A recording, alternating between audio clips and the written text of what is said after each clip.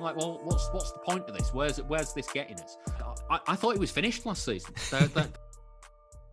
Hello and welcome back to the Premier Injuries channel. Today we are chatting to David Mooney, who will be our expert on Manchester City. David, thank you so much for joining us today. No, anytime. Good fun. Yeah, well, I mean, there's probably a lot of fun to talk about on this because we're talking obviously about Manchester City. But just before we get into analysing that, can you tell us about the brilliant work that you do with the Blue Moon podcast and just all the other great stuff that you put out there? Well, I wouldn't call it brilliant, but you know, here we are. Every Friday we have a new City podcast on. It's Blue Moon. Just get searching for it online. If you search Blue Moon podcast in Google or your podcasts app or wherever, you'll find it. It's not hard to miss. And also, I do the Athletics City podcast as well at the start of the week. So that'll be that comes back the week leading up to the Community Shield. And that's with Sam Lee, the Athletic City correspondent. That's called Why Always Us. So if you search for those two shows, then you can't miss them. I do love the name of the podcast because obviously it's a great reference to Mario Balotelli there, who, you know, he obviously didn't have the longest time at Man City, but he definitely made an impression on the Premier League and also the club. Well, he's never had it that good anywhere else, has he? And that I guess is the key. He didn't do an awful lot at City. He scored a couple of goals in a massive win at Old Trafford. He assisted. His only Premier League assist in the 2012 season was the one for Sergio Aguero that won the title. And he's probably more known for things off the pitch than on it. But I think there's a relationship with City fans that he's never enjoyed anywhere else, and that's nice. Yeah, no, he is a bit of a legend. But let's move it on to the current team. And I do have to ask, I don't want to upset and start off on a bad foot here, but was last season successful, or was that Champions League final really tough to take and put a dampener on it all, really? It's interesting because last season was a success. There's no getting away from the fact that, you know, they in the end they walked the Premier League, and that was a position that I don't think any of us really thought they'd be in at the start of the season.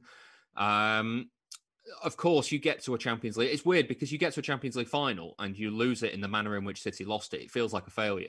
But then, you know, you've got to a final, and losing a final makes you the second best team that has competed in that tournament. And so, because it's knockout football, and it's not like if you finish second in the league and you weren't really, and it was a tough league, you go, well, we did well. Okay, disappointed not to have won it, but you know, we've done well overall.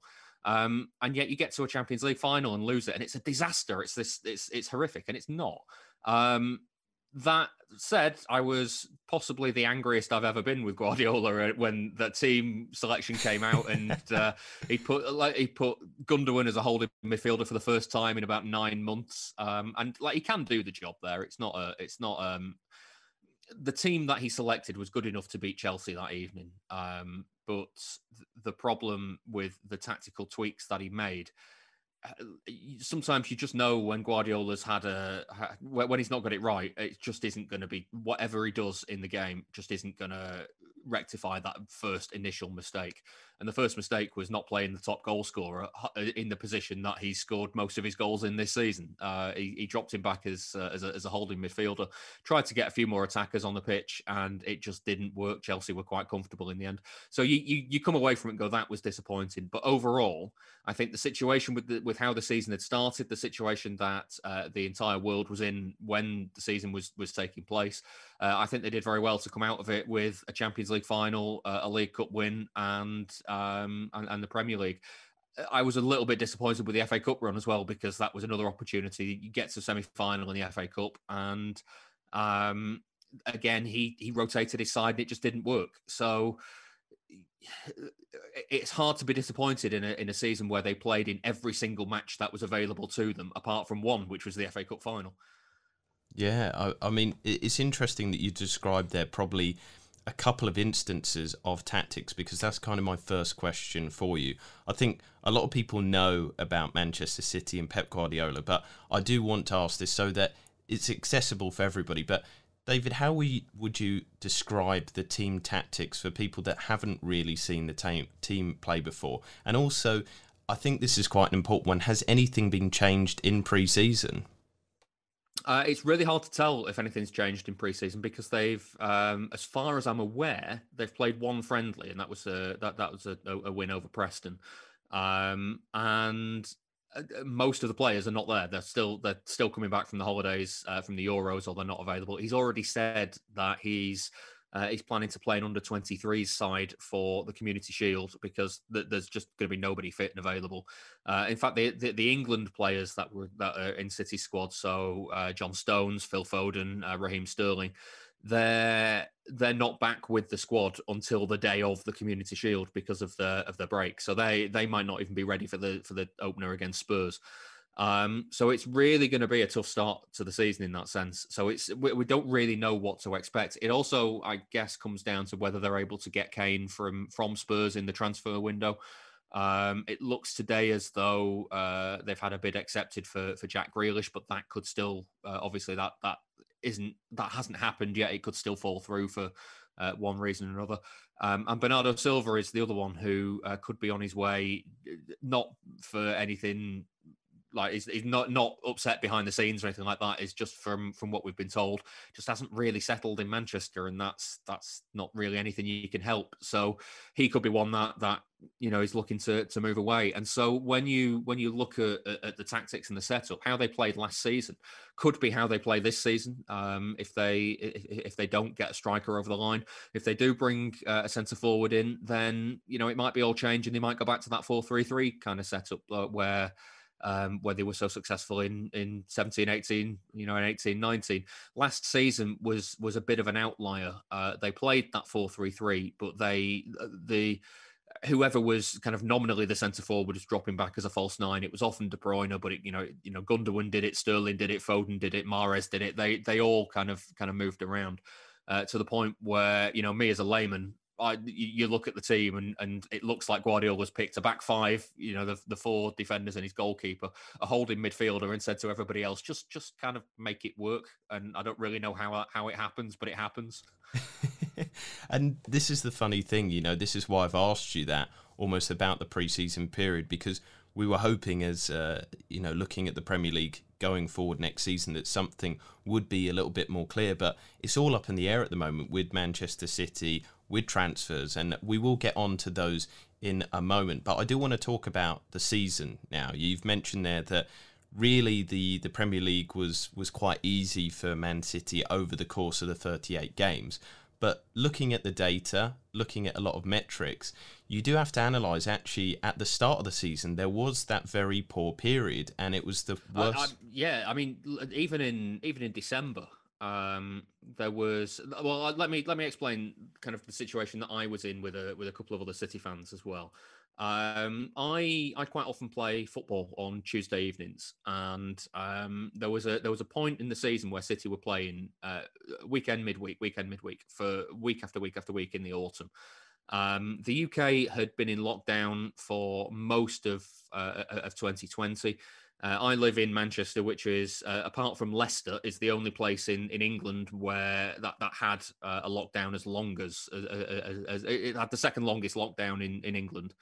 And so we got to the autumn, and every time City played on a Tuesday, I was choosing to play football instead of watching them because they were so boring and incredibly difficult to watch. They were winning games very tightly, 1-0 or 2-1, just really nicking games. The Champions League games weren't easy to watch at that point. The group was a real slog. And then Nadir came on a Tuesday really early in December. It's about the 3rd or 4th of December. They drew 1-1 at home with West Brom, and they took the lead, conceded a deflected goal. It was pretty much West Brom's only attack, and then they played and played and played without doing anything at all. Gundogan had a couple of chances to win it on about the 91st and 93rd minute, and the goalkeeper made a couple of great saves. And it would have been very easy if one of those had gone in to say, well, it got the job done. But what that game did is it made Guardiola look at the team and go, I'm not enjoying this. This season so far has been not good. It's not. We might be within touching distance at the top of the table. I think at that point there was something like 6 points off the leaders, but had 2-3 games in hand at that point. So there was a real sense that they were grinding results out, and they weren't really putting winning runs together, but they'd win one, draw one, win one, draw one, or whatever, and they weren't losing.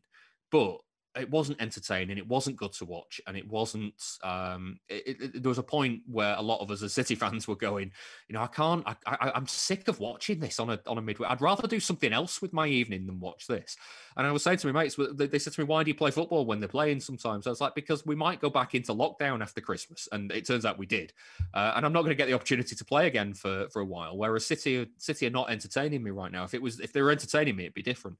And then suddenly after Christmas, when they started winning games and playing well, it became a hell of a lot easier to watch them.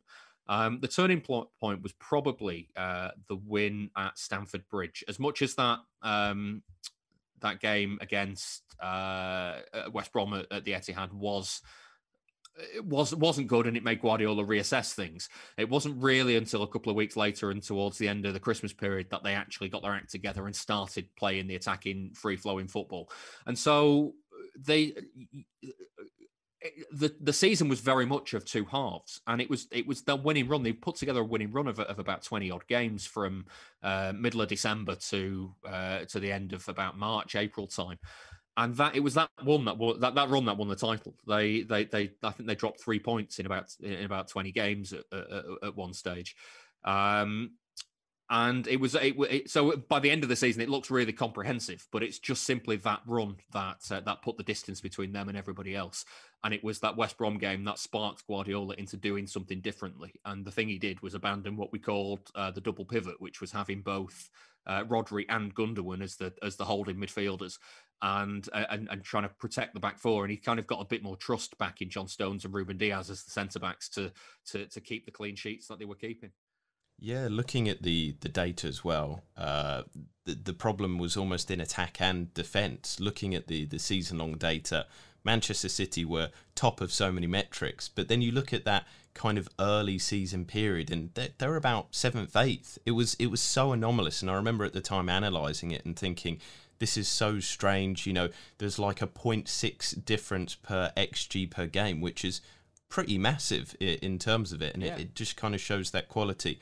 I do want to ask though, looking at that situation with the double pivot like you've described there, do you think that maybe Pep was going with an approach to protect the team just because of COVID and the short start to the season, so they didn't really have a pre-season, and he's thinking maybe start off slow and grow into the season?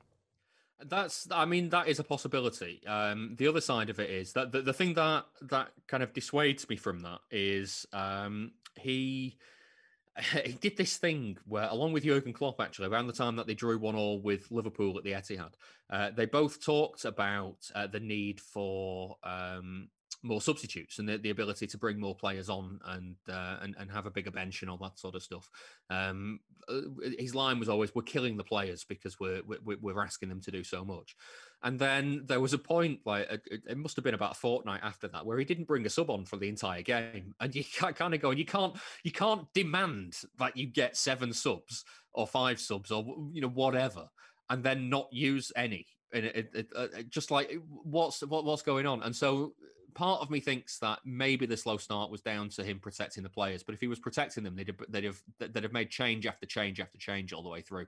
The one thing he does do that he resisted the urge throughout the Champions League run, and then when he kind of bowed to that urge in the final, it all went wrong.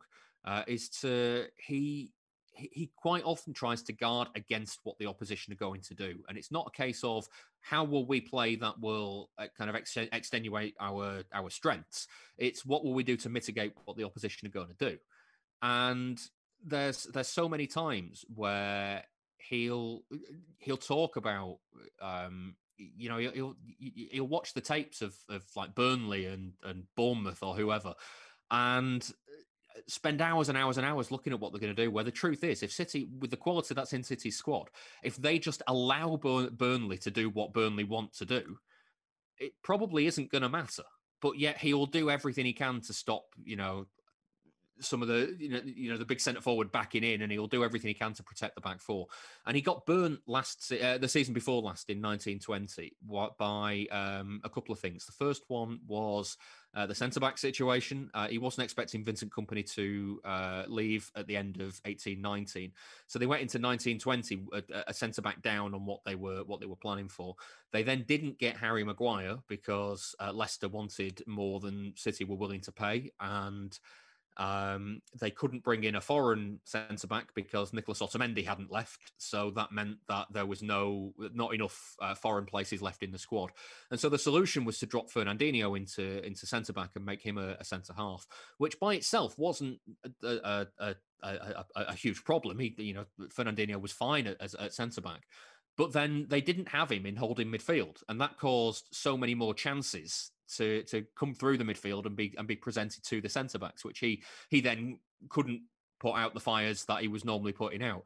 And so City conceded a lot more chances, and Rodri took a lot longer than he expected to bed in. His first season was not brilliant. His second season was a lot better, and the second season was because he had effectively Gundogan next to him for large spells of it. And so that defensive issue kind of bore out this double pivot that he was playing towards the start of last season. The theory being that Rodri could do all the putting out of the fires, and Gundogan could be the legs that would get up and down alongside him.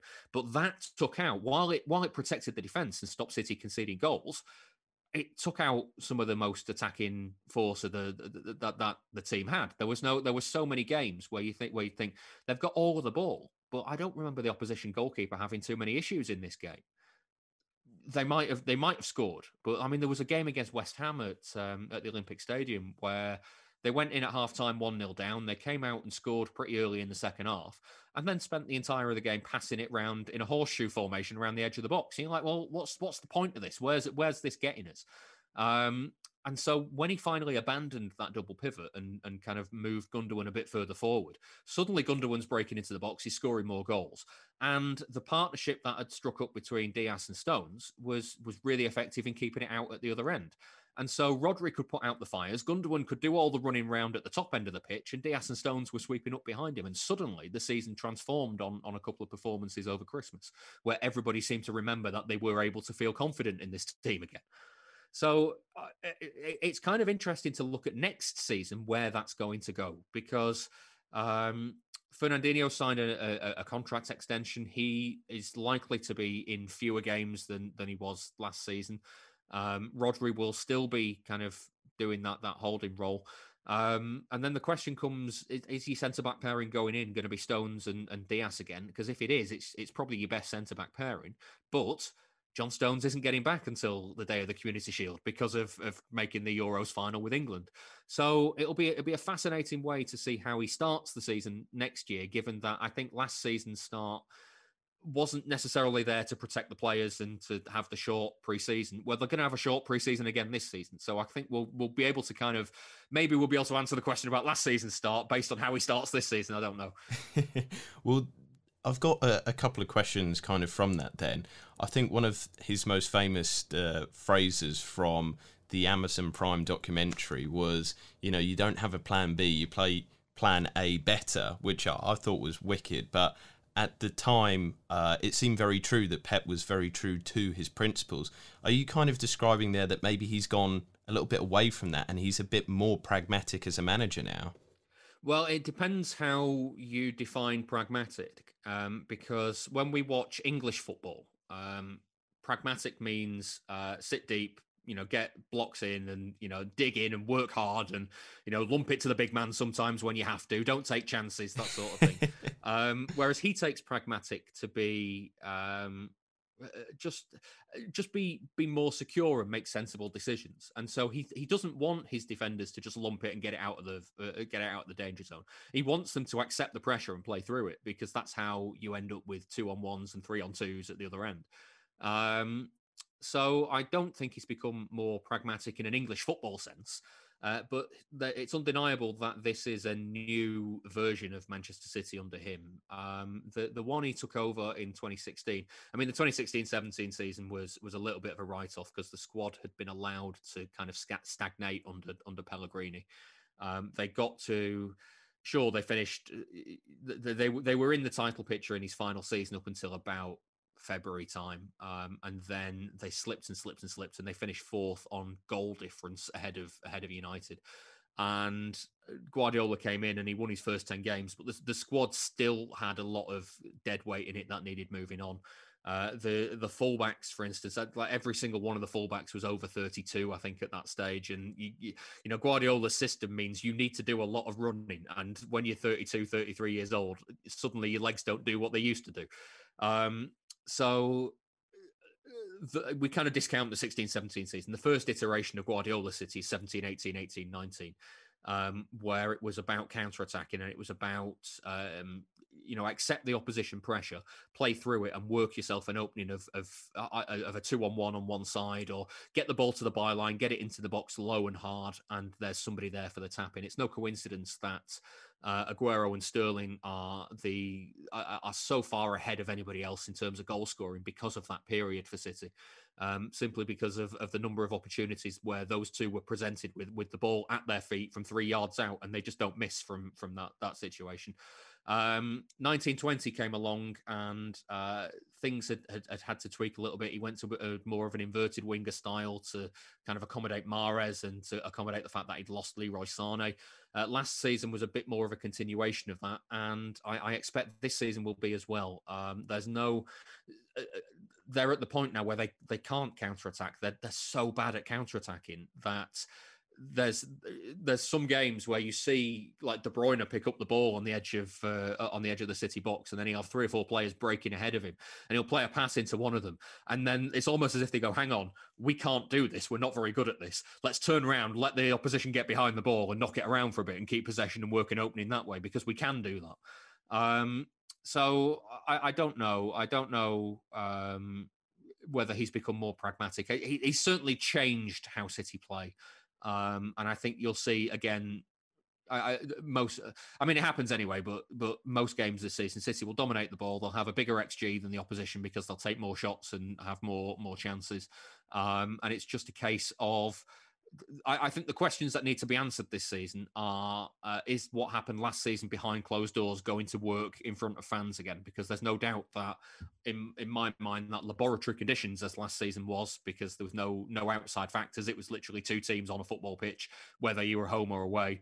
That suits City, because more often than not, the better team wins, and more often than not, because of the investment into the squad and the players that they've got, that's City. So,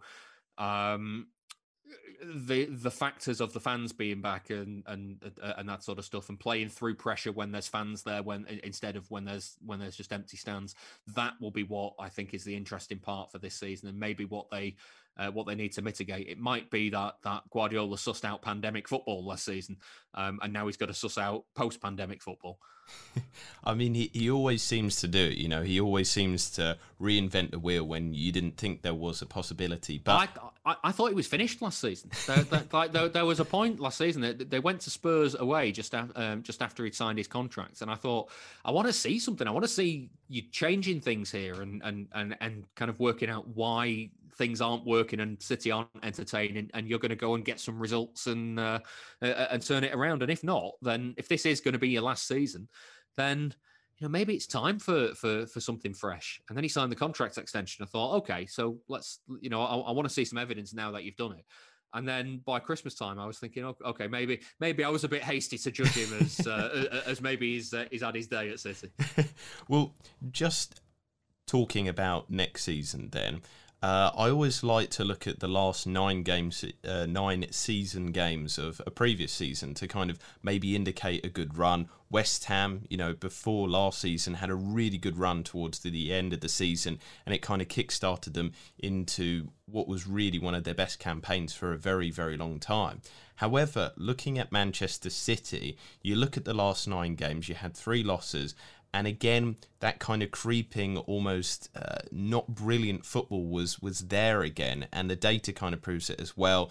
Again, XG was lower, shots and all kinds of important indicators. And also defensively, the team had regressed a little bit as well. Does this worry you going into this season, that the team didn't end the season well, that there's going to be a lot of players missing, and this could again be a slow start? Not especially, because I think there's a little bit of. I think the one thing that the data doesn't tell you is the context of the end of the season, and the fact is, City. People always say to me, "Do you think City will focus on the Champions League?" And I always ask them, "What does that mean? What do you mean when you say, what are you going to focus on the Champions League?" Because the Champions League doesn't really get going until February comes around. So if you're telling me that they start the season in August and they go all the way to February where they're not really playing that well because they want to focus on the Champions League for a competition that hasn't really started yet, then it just doesn't add up. Because you look at last season, City weren't playing well last season during the group stage of the Champions League, and yet they won every single one of the games except for one and kept a clean sheet in, I think, all but one of them. So they progressed through the group really comfortably and yet didn't play very well. So that tells you that there's no jeopardy in the group stage. So by the time that the knockout phase for the Champions League last season came around, it turned out that City had a really good Premier League season to that point. They'd built themselves up a points lead where they were able to use that leeway to then go into games in the Premier League, resting a few players that they wanted to play in the midweek games in the Champions League. So that, for me, was focusing on the Champions League at the end of last season, but largely down to the fact that they'd won the League Cup and they got the Premier League all but sewn up by the middle of March time. So a couple of the games I can't think of how far back 9 games would go into last season, but it probably includes the Leeds game where they lost at the Etihad, which was again a tie where they were purely focused on the midweek. I think it was the second leg against Borussia Dortmund at that stage. They had that mad game at Brighton where they had a man sent off, and things just didn't go in their favour for that game. But again, it was an end of season dead rubber ahead of what was the Champions League final, and there was that real. I mean, it feels like a fever dream of a game at St James's Park where he basically named a team that had been out, that seemed to have been out on the piss all week because they just won the title the midweek before. And Scott Carson played in goal for the first time in the Premier League for about 10 years. So it was really like when that news broke, it was kind of like, oh, so this game is going to be a proper piss about then, is it? Yeah. And it turned out to be really entertaining. City won it 4-3 and it was great fun. But the truth is, when you look at the data of it, it says they gave up 3 goals. They played really, the defense was really wobbly. But it's kind of devoid of that context. The game that does worry me was the Champions League final, because they'd lost to Chelsea twice in the run up to that. They lost in the Premier League in the last minute, where again, in my head, he should have played. Well, he did play a bit of a dodgy team, and largely because they had the Champions League final up against them. So don't give Chelsea any clues about how you're going to play against them. And then the FA Cup semi-final where they lost again, rotating ahead of what was the League Cup final the weekend after. So the Champions League final was an opportunity to kind of set those 2 games right and play a good, strong team. He played a decent team. I was a little bit, as I said earlier, a bit unhappy with the setup that he chose and the personnel he put in there. But it was a much stronger team than had played Chelsea in the previous 2 meetings, and they still lost without playing particularly well. So that game is a bit of a worry. But the others leading up to it, I think by that stage in the season, they'd done enough to have won 2 of the other 3 competitions that they were in. So it kind of doesn't really give you a true impression of how they were playing at that stage. So this season, talking about rotation, talking about the multitude of players playing in that attack there, if there is no signing of Kane, will it be Jesus' time to step up to the mark, or will it mean a rotation of forwards once again? It'll be a false 9 if there's no Harry Kane. Jesus is... I like Jesus. He gets quite a bad focus from a lot of people in and outside of City, largely because he's not Aguero, and he does take a lot of he misses a lot of chances, and that doesn't count in his favour, obviously. But if it was going to be Jesus as your central striker in Aguero's absence, then it had happened last season, and it didn't. So just looking at it that simply, unless something major has changed over the summer. If they go in with only Jesus as the available striker, that's pretty much how they were last season, because Aguero was injured for most of it. So if that's the situation, I expect it'll probably be De Bruyne again as your false nine with Mahrez and Sterling and Foden rotating in there. I don't see otherwise what would have changed to make Guardiola go, right, Jesus is my man for my centre forward this year. He'll play centre forward in various games. He'll play from the left in other games, but I don't think he will be Guardiola's plan A. Let's put it that way. So one of the most notable improvements last season was the big output from set-piece situations. Do you think that this is something that fantasy Premier League managers can look at and maybe capitalise upon? Yes, get Ruben Dias and John Stones in your team. I've done it already. Stones won't play the first couple of games for I'm fairly sure because of his lateness back from England. But the other thing the other quirk I noticed of John Stones is goal scoring. If you after a defender that scores goals, Stones is always worth having in the team. He doesn't score that many. But in games where he does score, he tends to get a second one. It's really weird. He said, like in his career, he scored in like 10 different games, and in about 5 of them, he scored a brace. And like it just doesn't. It never happens that. Diaz is your man as well. He probably doesn't score enough for his physical presence, but he's pretty decent in the air, and he's usually good.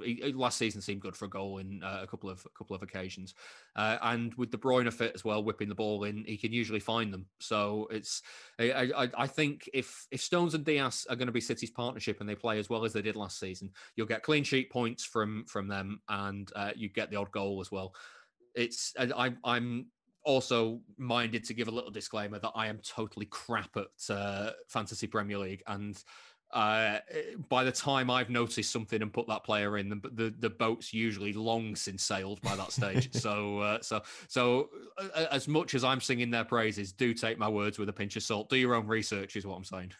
Well, let's talk about the team then, because you've mentioned Stones, you mentioned Diaz there, and that they were kind of set in stone. It's set in John Stones, if you will, through the season. But are there any standout players that the fantasy community need to watch, or is it going to be another kind of Pep roulette rotation fantastic this season? I mean, one of the ones that I think a lot of people want to know about is Foden going to be almost kind of there every game week, or is this going to be another one where it's really up in the air each game week? Foden's in City's best 11 as it stands. There's a reason he played the Champions League final, and he was left out of the Premier League games at the end of last season because he was playing in the Champions League games. He's one of the reasons City got to the Champions League final with his performances against PSG and Borussia Dortmund. So yeah, for me, get Foden in your fantasy league team, because when it's a big game, he'll play, and he'll probably play well. The problem that you have with City and Fantasy Premier League is that Pep does play roulette, and he does swap the team all the time. If you want value for money, then don't pick City players, because you have to. What ends up happening is you spend a lot of money to get a City player in, then Pep doesn't play him, and then so you're left with whoever comes off your bench for that player. And if you've had to buy a City player to do that, if you've got 3 City players in there, then your bench is not going to be as strong as it could possibly be, is it? So maybe pick 1 or 2 City players tops. I'd go for, at the moment, at the start of the season, I'd go for the defenders. I'd probably save money on John Stones and go for Ruben Dias, because I don't think Stones will play until a couple of weeks into the season. If you want to go for the attacking force, Phil Foden will be probably one of your best value purchases, because while Kevin De Bruyne is probably the first name on the team sheet if he's fit, there is the problem that he probably costs about 13-12 million or so in the game. So it's whether you can balance off that cost elsewhere. Foden will get you points this season. I can almost guarantee you that. So would you say that obviously Ederson nailed each week, Diaz, Stones when he's back fit, and maybe De Bruyne did the only ones that really start week in, week out, or would you say anybody else that you can throw in there? Yeah, Kyle Walker. He had a very good Euros with England, and he's been very good for City for quite a while now. Cancelo was good last season. He dipped towards the end of the season, but he was very good playing on either the right or the left. But Walker kind of stepped up and responded to that as well. So Kyle Walker will be. I think when he's back, because obviously England and getting to the final, I think he'll be one of Pep's first picks. I think three of his back four is almost nailed on each week if it's fit and available, and that'll be Stones, Diaz, and then Walker, and then your left side is a little bit more up in the air because obviously Mendy is Mendy. He's been injured for God knows how long now. He's not the same player that they signed back in 2017. So whether he'll come in and out of the team remains to be seen. They might even try and move him on this window. Zinchenko's a good player, but again, he's not a left back. He's someone that has had to grow into that left back position, and he's done it well, and deserves the opportunity there. Cancelo again. I think those two will swap for a lot of the season. And then De Bruyne and Foden are probably your most nailed on players in the attacking side of things. After that, there's a little bit of rotation between Mahrez. Mahrez has played quite a lot of games last season and did really well. But Sterling fell out of the team towards the end of the season, and he had a good Euros, but we'll kind of see how he comes back because again, England got to the final. We've got to see what he's like after his pre-season, which won't start until at least the Community Shield though. So as we come towards the end of the questions here, I've got some quick ones to wrap up on. The first one is, with the kind of problems and strengths of the teams that you've outlined, does the team need to make signings to improve, or will that improvement come from tactic changes? I don't think the tactics will change too much, if I'm honest. I think they're obviously after Grealish. If they can get him over the line, I expect that'll probably mean that a departure for Bernardo Silva. But again, we wait and see on that. And then obviously the centre forward thing. The biggest problem last season was the season before last, they were creating a lot of chances and missing them. Last season, they were missing the chances to create chances, and then it kind of all came together in the second half of the season. So I think I think they need to be wary of not slipping back into how the first half of last season was. And I think kind of creative players, the creative players that they've got, and if they can get Jack Grealish as well, that'll help that. So I honestly don't know. I think It's hard to say. I think I think improvement is more likely to come through signings than through anything majorly tactical that Guardiola does. Where do you think the team will come next season? This is, again, a tough one because post-pandemic football is something that Guardiola needs to master. If he can do it like he did last season, then they should win the title. Liverpool have got to be wary of because obviously they've got, or they should have Van Dijk back for this season. That will improve them compared to how beatable they were last season. They appear to have been able to keep Salah and Mane happy when things seemed like they weren't particularly happy at the end of last season.